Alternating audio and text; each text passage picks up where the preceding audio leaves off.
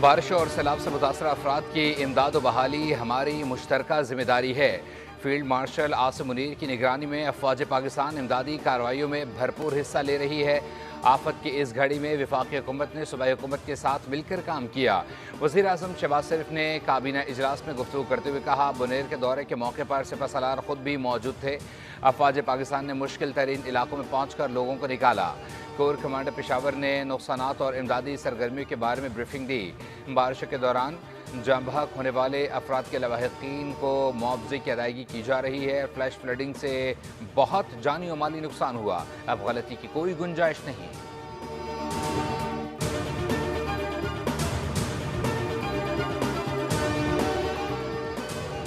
گلگت بلتستان میں ضلع غزر میں سیلاب نے ایک بار پھر تباہی مچا دی۔ راستے بند، کئی گاؤں محصور ہو گئے۔ تالی داس نالے کے دونوں اطراف رات گئے۔ لینڈ سلائیڈنگ سے گلیشیئر شندور روڈ مکمل بند ہو گئی۔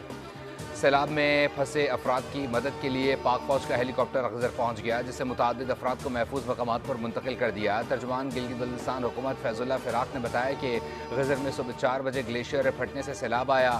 وزیر اعلیٰ گلگت بلتستان سیلابی صورتحال کو خود مانیٹر کر رہے ہیں۔ گلیشیئر پھٹنے کے بعد پھنسے 50 سے زائد افراد کو ریسکیو کر لیا گیا۔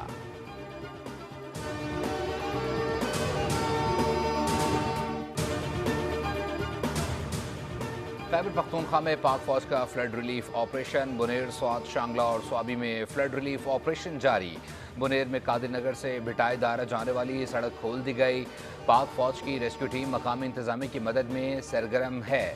پاک فوج کی کور آف انجینئرز کے دستے راستوں کو کھولنے میں مصروف ہیں۔ پاک فوج کے ہیلی کاپٹرز میں راشن اور دیگر سامان مہیا کیا جا رہا ہے۔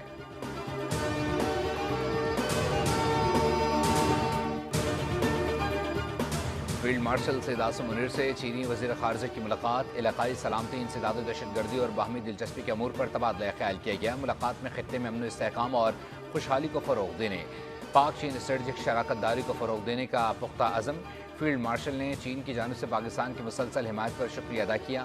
وزیر اعظم شہباز شریف کی بھی چینی وزیر خارجہ سے ملاقات ہوئی۔ دونوں ممالک کے گہرے تعلقات اور پاک چین اقتصادی راہداری سے متعلق اظہار اطمینان کیا گیا۔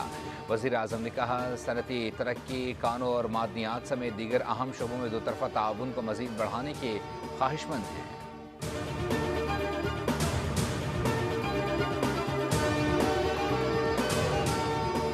جنگ بندی کے لیے بھارت نے امریکہ سے درخواست کی تھی۔ جنگ بندی کے لیے مجھے امریکہ سے فون آیا تھا۔ میں نے واضح کیا، پاکستان جنگ چاہتا ہی نہیں تھا۔ ہم نے کسی سے نہیں کہا تھا کہ ہمیں بھارت کے ساتھ بٹھائیں۔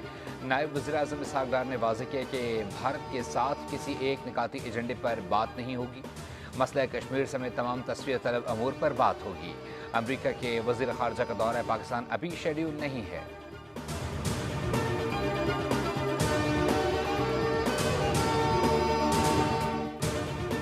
9 مئی کے پرتشدد واقعات میں ملوث علیمہ خان کے بیٹے شاہریز عظیم کو 8 روزہ جسمانی ریمانڈ پر پولیس کے حوالے کر دیا گیا۔ ملزم کو 30 اگست کو دوبارہ پیش کرنے کا حکم۔ پولیس کی جانب سے 30 روزہ جسمانی ریمانڈ مانگا گیا تھا۔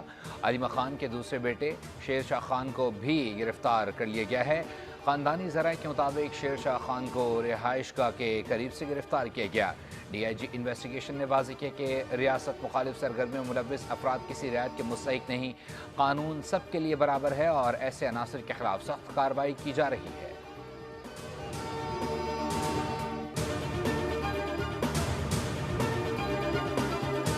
9 مئی کرنے والوں اور کروانے والے کسی معافی کے مستحق نہیں ہیں۔ 9 مئی ایک ناکام بغاوت تھی جس کے تمام شواہد منظر عام پر آ چکے ہیں۔ وزیر اطلاعات پنجاب عظمہ بخاری کا بیان، کہا، ناکام بغاوت اور سازش کے مرتکب کردار سیاسی لبادے میں نہیں چھپ سکتے۔ سیاست کی آڑ میں ریاست پر چڑھائی اور شہداء کے مجسمے جلا کر کون سی قوم کی خدمت کی گئی؟ 9 مئی کے حملوں نے دنیا بھر میں پاکستان کی جگہ ہنسائی کروائی۔ قوم 9 مئی کے ماسٹر مائنڈ اور سہولت کاروں کا مکمل احتساب چاہتی ہے۔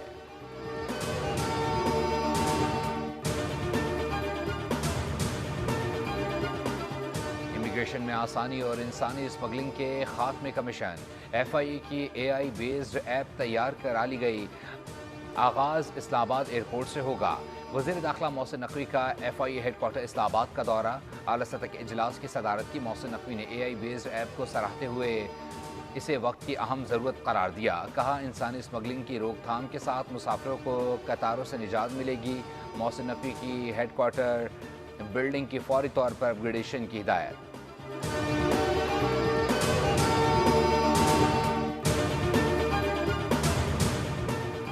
اور سندھ میں موٹر وہیکل ترمیمی بل منظور، خلاف ورزی پر قانونی کارروائی ہوگی۔ گورنر سندھ کامران خان ٹیسوری نے منظوری دے دی۔ ہیوی وہیکلز کے ڈرائیونگ لائسنس کے اجرا پر مزید شرائط عائد کر دی گئیں۔ ایل ٹی وی اور ایچ ٹی وی لائسنس کے لیے پری ٹریننگ کورس لازمی قرار۔ گورنر سندھ نے بل کی منظوری آئین کے آرٹیکل 116 کے تحت دی۔